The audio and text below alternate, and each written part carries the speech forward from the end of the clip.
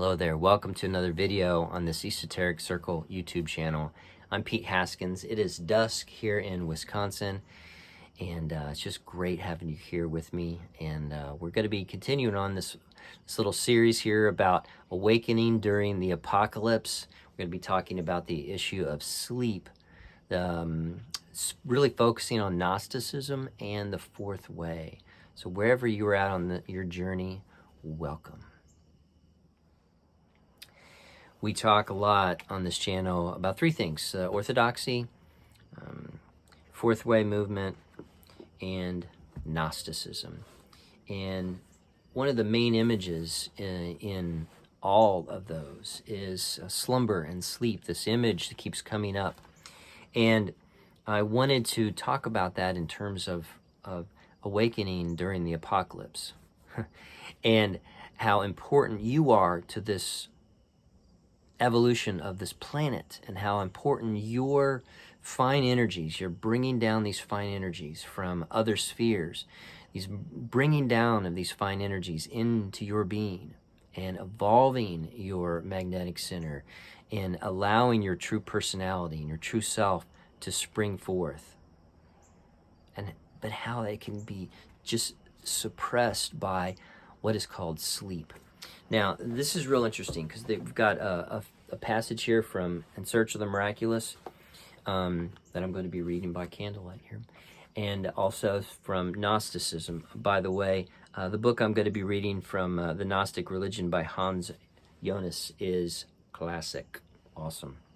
All right, so this is Gurdjieff, or as Charles Ashton pronounced it, Gurdjieff.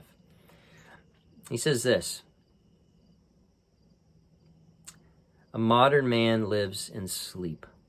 In sleep he is born, and in sleep he dies. About sleep, its significance, and its role in life we will speak later. But at present, just think of one thing. What knowledge can a sleeping man have?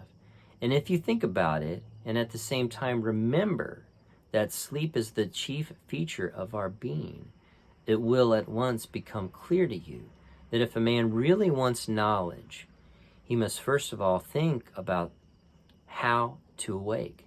That is, how to change his being.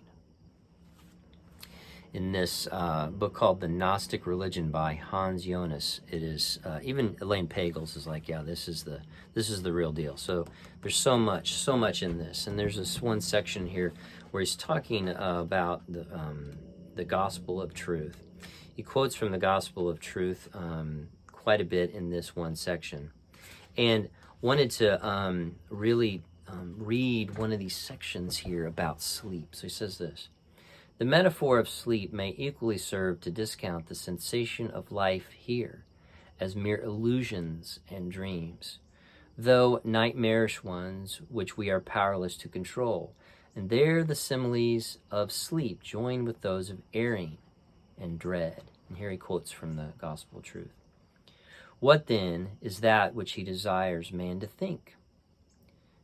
This: I am as the shadows and the phantoms of the night. When the light of dawn appears, then this man understands that the terror which had seized upon him was nothing. As long as ignorance inspired them with terror and confusion and left them unstable, torn, and divided, there were many illusions by which they were haunted, and empty fictions, as if they were sunk in sleep, and as they found themselves a prey to troubled dreams. Either they are fleeing somewhere, or are driven ineffectually to pursue others, or they find themselves involved in brawls, giving blows or receiving blows, or they are falling from great heights, etc., etc., until the moment when those who are passing through all these things wake up. Then those who have been experiencing all these confusions suddenly see nothing, for they are nothing, namely phantasmagoria of this kind. So staying awake through all this, and constantly being on guard. It's called Nepsis, I believe, in the Orthodox faith. This sense of staying awake. And you do this through much practice in terms of using the Jesus prayer, using that during the day, but working at this and realizing that this energy that you're feeling at the beginning of your awakening is so important to capitalize on it. And what I mean by that is when you get the notion to pray, when you get the notion to read, when you get the notion to just center yourself again, you must always do them. You must always come back to yourself, and you must always seize on those moments of inspiration. And you must always seek out a group so that you can share those moments. And as the group surrounds you and helps protect you, there you must seek a guide within that group.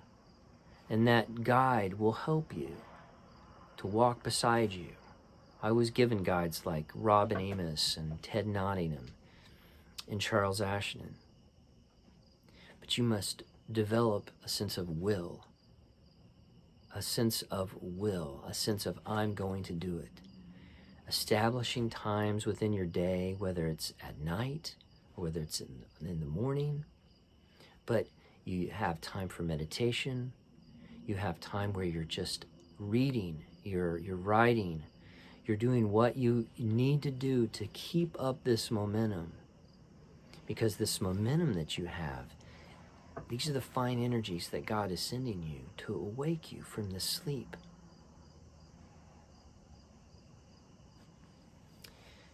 Here it is, dusk. It's an August evening. So many people are asleep. So many people are asleep. We're talking spiritually, obviously. So many of us are asleep. And if you've been given this gift of awakening during this time of an apocalypse,